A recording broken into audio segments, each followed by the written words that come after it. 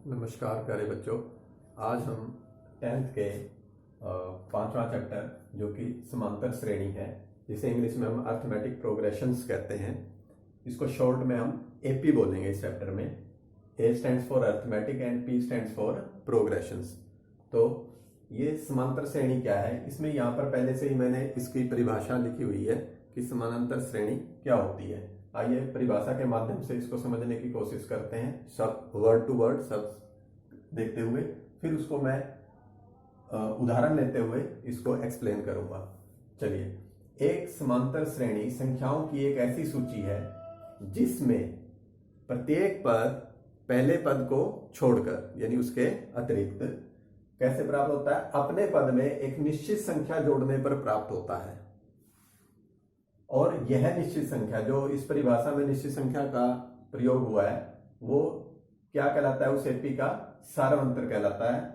और यही सारवंतर यानी निश्चित अंतर क्या है, धनात्मक भी हो सकता है, ऋणात्मक भी हो सकता है और शून्य भी हो सकता है।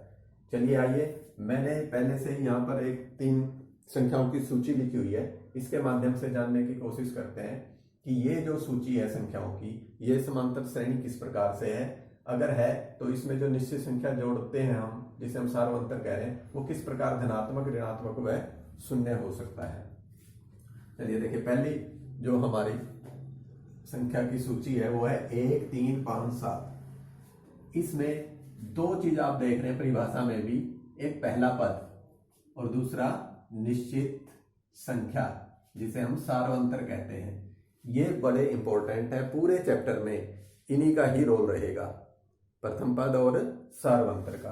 और उसे हम किससे लिखेंगे वो भी मैं समझाने की कोशिश करूंगा। इसमें देखिए, पहला है 1 3 5 7, ये इस तरह से एक सूची बना दी मैंने। अब आप देख रहे होंगे कि 7 से अगली संख्या मैं आपसे पूछूं क्या होगी, तो वो आप बड़े आसानी से बता सकते हो। तो जैसे मैं पहले 2 पदों में अंतर कितना है, 3 में से 1 गया 2, और अगले 2 पदों में 5 में से 3 गया 2, तो वो निश्चित संख्या क्या है, 2 है। तो पहला पद तो किसी भी तरीके से नहीं आया, वो लिखा ही हुआ था 1। दूसरा पद कैसे प्राप्त हुआ, इसमें 2 जोड़कर। और तीसरा पद कैसे प्राप्त हुआ, फिर दूसरे में 2 जोड़कर। तो आप अंतर देख रहे हो वो 2 का है, तो वो कैसा है, धनात्मक है। देखिए, अगर मैं पहले पद को T1 दूसरे को T2 ऐसे लिखता हूं, टी किस लिए लिख रहा हूं, क्योंकि इंग्लिश में हम इसे टर्म्स बोलते हैं, तो पदों को। तो पहला टर्म को T1 T2 T3 लिखता हूं, तो आपका जो अंतर है, पहला अंतर दूसरे पद में से पहला पद टर्म 2 में से टर्म 1 घटाते हैं, तो 3 घटा 1 हमें 2 प्राप्त होता है। और दूसरा अंतर T3 में से T2 घटाते हैं, यानी 5 में से 3 घटाते हैं, वो क्या आता है, 2। तो ये अंतर निश्चित है, ठीक है। तो निश्चित है अंतर और 2 जोड़ने पर प्राप्त हो रहा है, तो इसलिए ये जो सूची है वो एक समांतर श्रेणी है।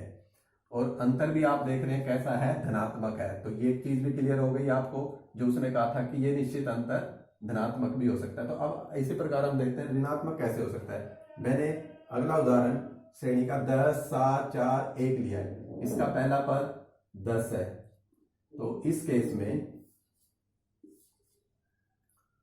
सेकंड टर्म में से पहली टर्म घटाते हैं, 7 में से 10 गया, कितना आ गया, घटा 3।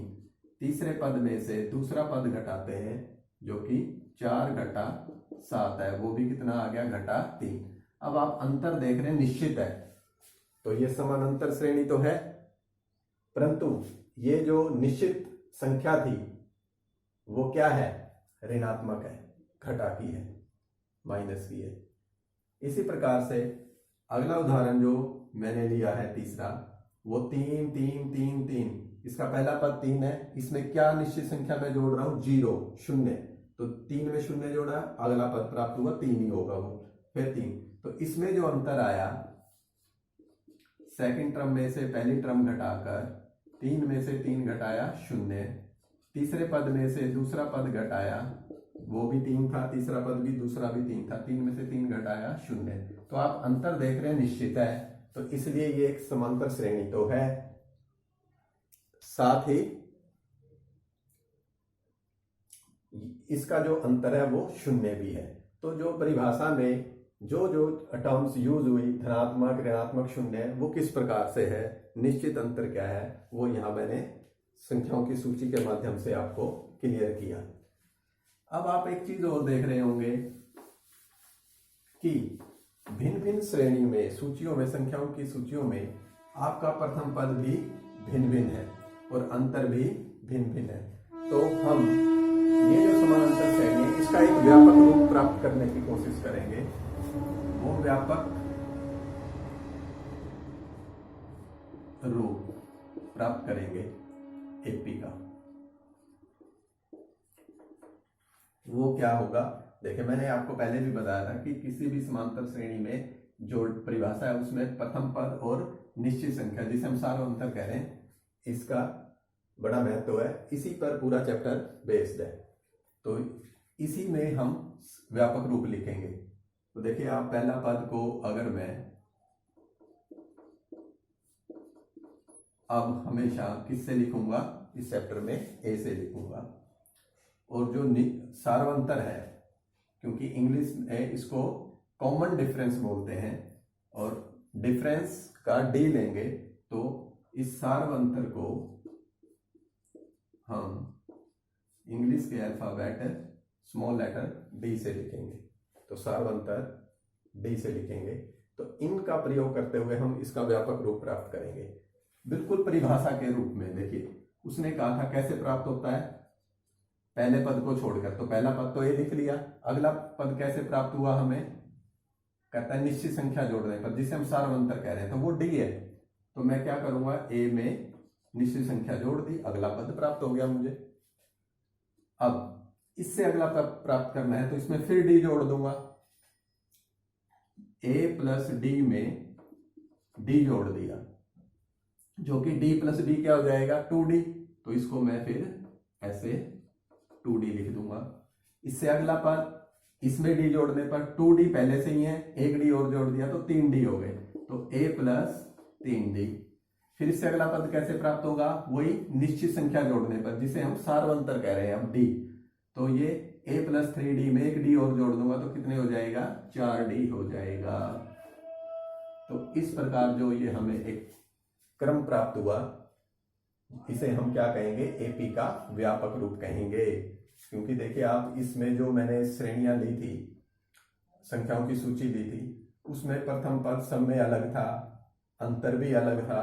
तो उसको हमने व्यापक रूप, जिसे इंग्लिश में हम क्या कहते हैं, जनरल फॉर्म ऑफ एपी, तो वो इस प्रकार प्राप्त होगी हमें, इस प्रकार लिखेंगे हम। ठीक है।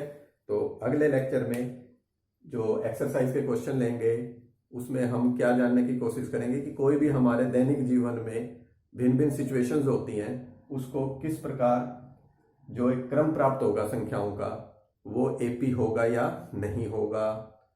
अगर वो एपी है तो उसका पहला पद और सार्वंतर कैसे ज्ञात करेंगे। अगर हम एपी कोई है ये जांच लें और उससे अगले 3 क्रम 10 क्रम कैसे प्राप्त करेंगे हम उसके, तो वो सब हम नेक्स्ट लेक्चर में सीखेंगे। Thank you.